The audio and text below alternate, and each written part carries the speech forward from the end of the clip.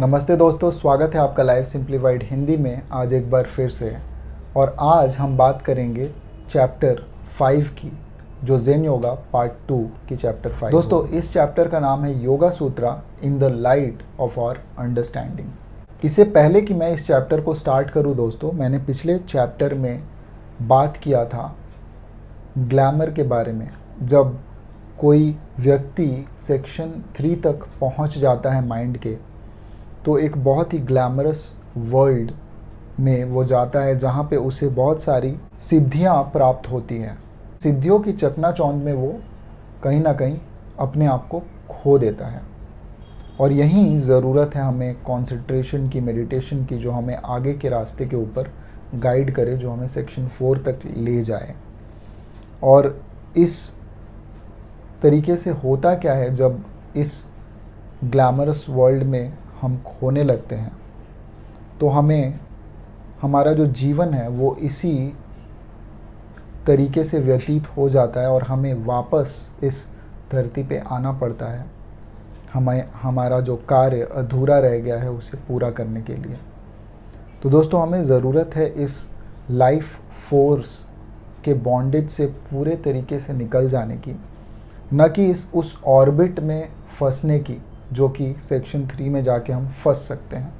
और पीजे सर कहते हैं कि हमें वहाँ से निकलना पड़ेगा और सेक्शन 4 तक पहुँचना पड़ेगा। खुद को हमें जानना पड़ेगा, खुद को हमें लिबरेट करना पड़ेगा, तभी ऐसा हो पाएगा कि हम दोबारा लौट के नहीं आएंगे और हम इस साइकिल से फ्री हो सकते हैं। तो आइए बात करते हैं चैप्टर 5 की, जहाँ पे पीजे सर ने योगा सूत्रा को और भी आगे अच्छे से एक्सप्लेन किया है। दोस्तों, पीजे सर कहते हैं कि हमारे माइंड का जो सेक्शन 1 है उसे ही हम चित्त कहते हैं। और जब सेक्शन 1 पे हम पूरी तरीके से नियंत्रण पा लेते हैं और हमारा जो माइंड है वो, यानी कि हमारे जो माइंड के सेंटर्स हैं IESM, वो पूरी तरीके से अलाइंड हो जाते हैं 5:2:1 के रेशियो में, और उस समय हमारे माइंड का सेक्शन 2 भी अच्छे तरीके से फॉर्म हो जाता है और 3 भी। ये तभी हो पाता है जब हम सारी प्रैक्टिसेस को रेगुलरली करते हैं, हम 3 स्टेप रिदमिक ब्रीदिंग करते हैं और हम अपनी जो माइंड और बॉडी की जो फ्रीक्वेंसी है उसको हम अलाइन कर पाते हैं इस यूनिवर्स के साथ। तो जब ये अलाइनमेंट हो जाती है तभी हमारे माइंड का सेक्शन 2 और 3 खुलता है, और फिर हम अपने माइंड में पूरी गहराई तक, नीचे तक देख पाते हैं। बिल्कुल वैसे ही जैसे कि किसी झील का पानी अगर पूरी तरीके से रुक जाए तो हम उसके पूरे नीचे तक गहराई में देख पाते हैं। ठीक उसी प्रकार हमारा जो माइंड है उसके भी जो सतह पे जितने भी हलचल होती है वो बंद हो जाती है और थॉट्स की जो फ्रीक्वेंसी है वो बिल्कुल ही कम हो जाती है, और तभी हम खुद को और अपने माइंड को क्लियरली देख पाते हैं। दोस्तों, हमारा जो सेक्शन 1 है और इसके जो सेंटर्स है वो कुछ इस तरीके से काम करते हैं कि उनका काम ही है चीज़ों को, इम्पल्सेस को परसीव करना, जिसे हम माया कहते हैं। इस दुनिया की जितनी भी मटेरियल चीज़ें हैं या फीलिंग्स हैं, उन सारी फीलिंग्स को हमारा ये सेक्शन 1 परसीव करता है। इनमें से कुछ हमें आनंद देती है और कुछ हमें तकलीफ़ देती है।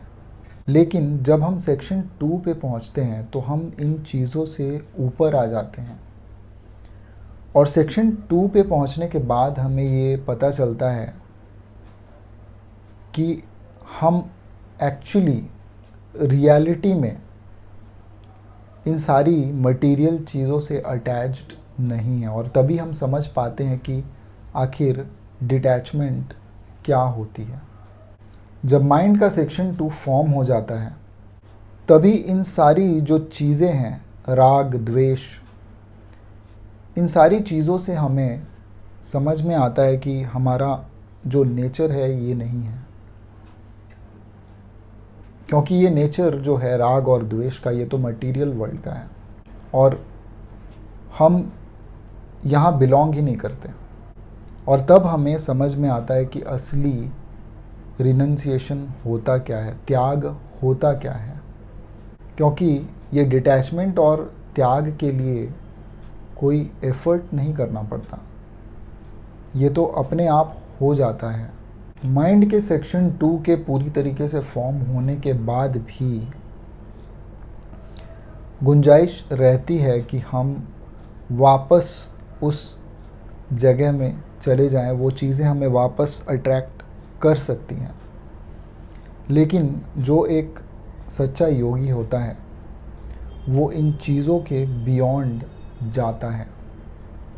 उन्हें फिर वो मटेरियल वर्ल्ड लुभाता नहीं है, वो फिर मटेरियल वर्ल्ड उनको खींचता नहीं है, उन्हें अपनी तरफ आकर्षित नहीं करता, क्योंकि उन्हें ये समझ में आ गया है कि डिटैचमेंट क्या है, रिनंसिएशन क्या है, और वो अपने रास्ते में आगे बढ़ते चले जाते हैं और इन सारी चीज़ों के वो बियॉन्ड चले जाते हैं।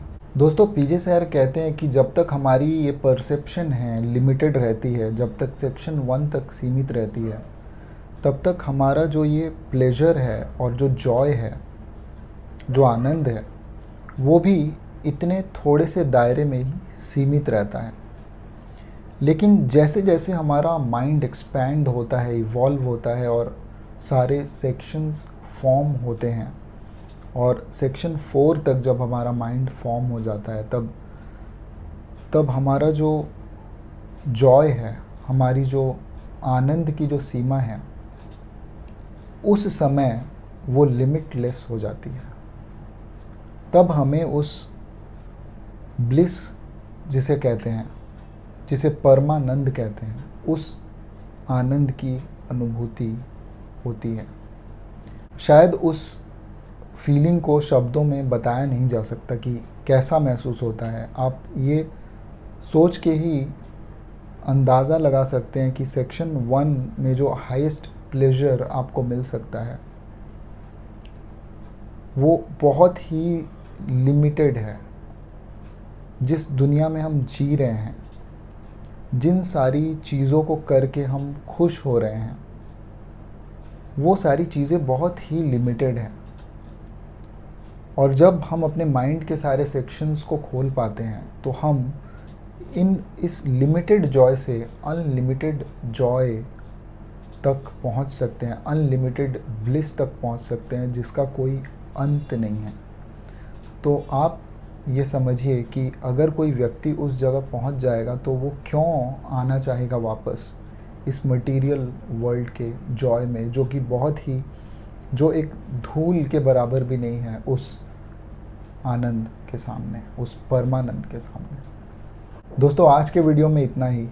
इस चैप्टर को हम अगले वीडियो में वापस डिस्कस करेंगे और कंप्लीट करेंगे। तब तक के लिए नमस्ते।